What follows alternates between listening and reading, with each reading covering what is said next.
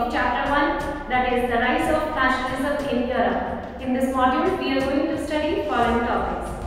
Knowing the meaning of keywords taken from the topic which we have covered in this module will be the main attraction of the module. Thereafter, 3 topics we will discuss in this module. First will be the making of nationalism in Europe, where the role of middle class, idea of liberals, and spirit of conservatism and revolutionary action we will discuss. Then, the new conservatism after 1815, what were their roles, and major steps taken in the Treaty of Vienna will be the last. Imperialism. Imperialism is the practice of larger country or government growing stronger by taking over poorer or weaker countries that have important resources. For example, Great Britain imperialized India on the basis of their resource. Next word is conservatism, where the history revolves around of entire Europe. It is a political and social philosophy promoting traditional social institution in context of culture and civilization. And the last word is Zollverein. It is a custom union formed in 1834 at Prussia. It abolished traffic barriers and reduced the number of currencies from 32 to 2. Now children, let us see very interesting topic, the making of nationalism in Europe. How does this happen? As we know, in 18th century, the middle class society people was rising up in entire Europe.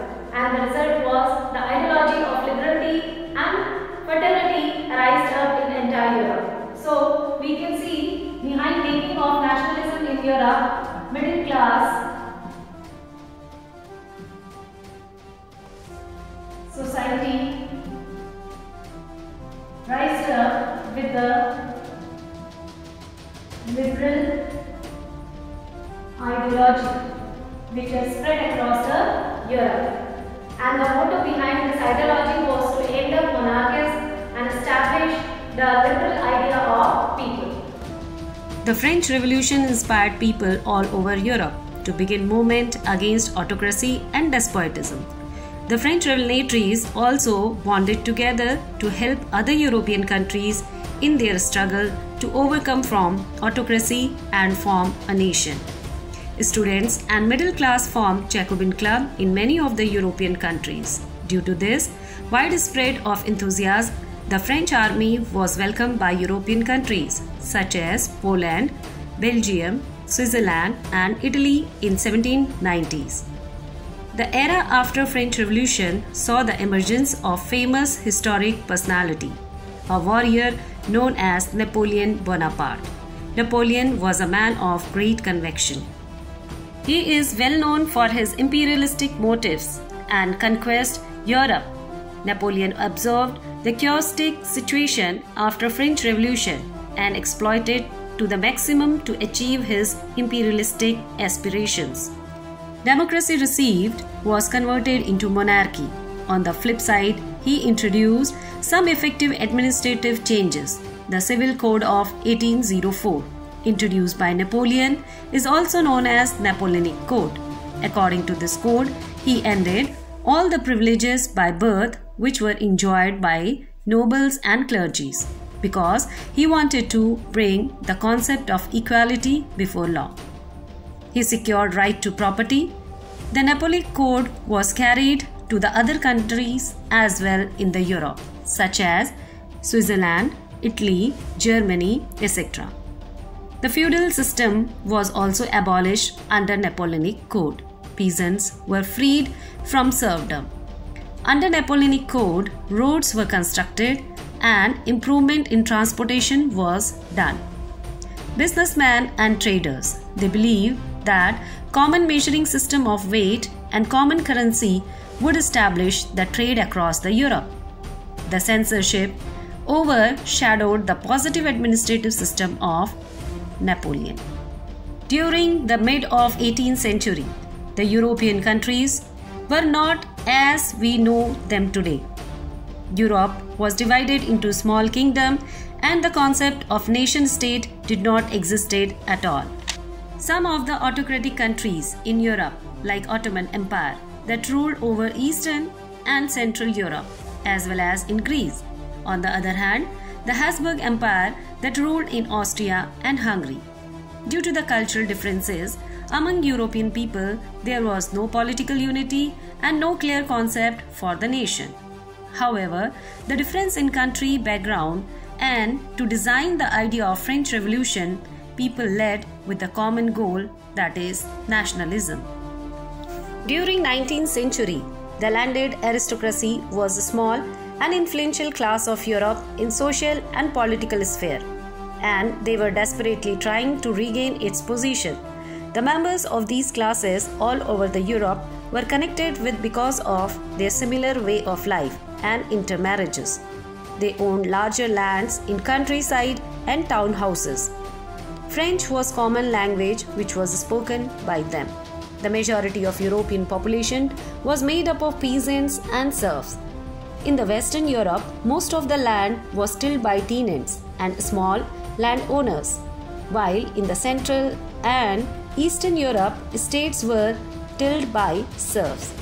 On the other hand, due to the rapid growth of industrialization in 18th century and 19th century, new social groups coexisted in Europe. These were working class population and middle class. Both of these groups depended on market production for their livelihood. The middle class had free liberal mindset. The idea of nationalism laid far gap between autocracy and other social classes. They hoped to end the autocracy rule and wanted a national government of people. The educated middle class of Europe, deeply influenced with the notion of liberty from French Revolution. As a result, the concept of liberalism was born.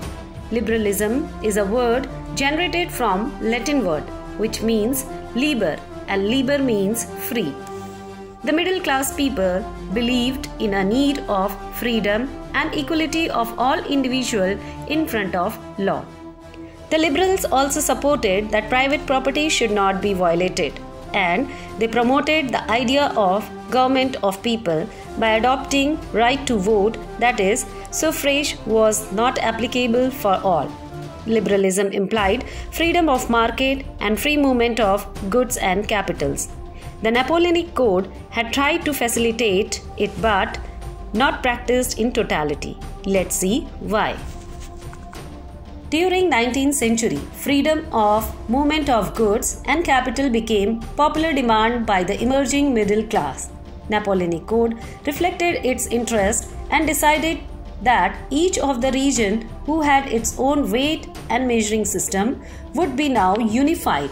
Therefore, in year 1834, custom union or Zollverein was introduced first in Prussia and then carried out by the other states of Germany. This union reduced the traffic barriers and reduced the number of currencies from 32 to 2.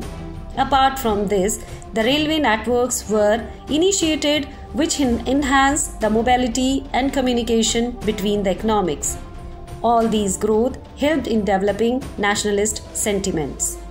Now here another reason when we find that in entire Europe one of the incident took place in year 1815 and that was very remarkable incident. It was Battle of Waterloo.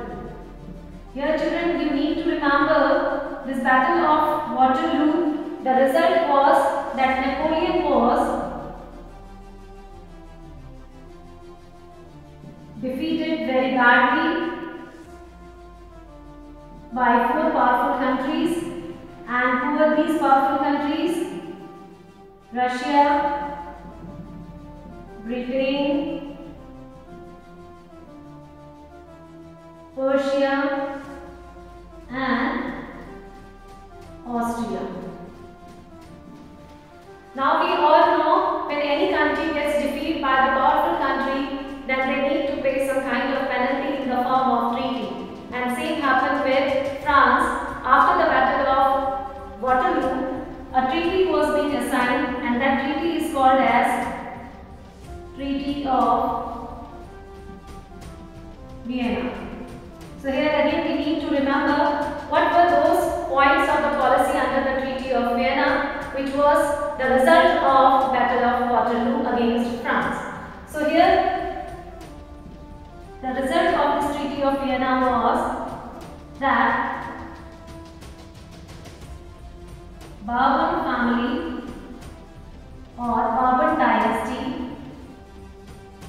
was restored. Restored means it was once again established by these four countries in France. Thereafter, conservative ideas were bring back in France, and it was widely spread in the among the people, so that the idea of liberty was being suppressed. Apart from this, censorship was implemented in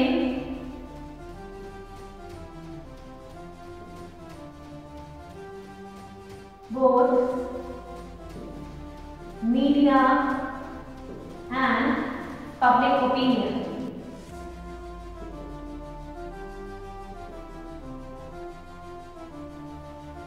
And one more very important step taken against the idea of Napoleon, that was the philosophy or idea of liberals were overthrown.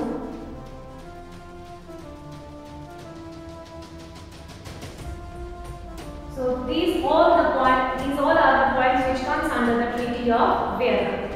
During 19th century, the upcoming middle class had tasted the idea of liberalism.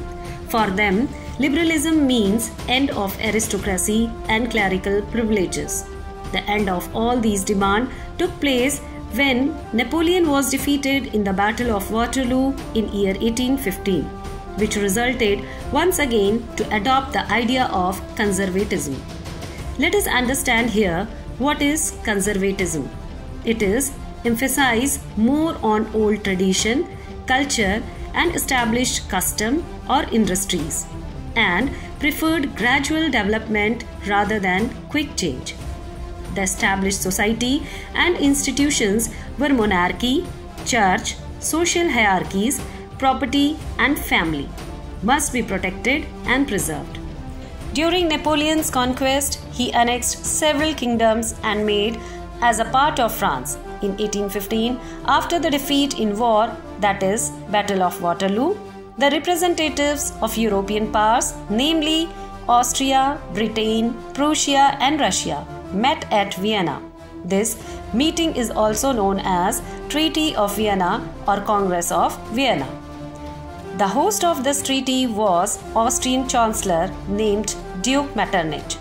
The result of Treaty of Vienna was that Bourbon family or the dynasty was once again restored and established in the France as a power. Besides this, France lost most of its territory, which prevent the further expansion of France. Like Poland was given to Russia and Austria was given to Italy. That's all in this module, dear children. Remaining topic we are going to cover in the upcoming module of the chapter. Till then, stay happy, stay safe. It's time to do some questionnaire. First question is, what were the important provisions of Civil Code of 1804? Abolished privileges by birth, equality before law, introduction of democracy, or both A and B. Next question is, when was custom union or zollverein introduced? Options are 1843, 1838, 1834 or 1847. Now the last question is, when did Napoleon got defeated in Battle of Waterloo? Year 1816, 1813, 1814 or 1815. Answer all these questions in comment. Thank you for watching.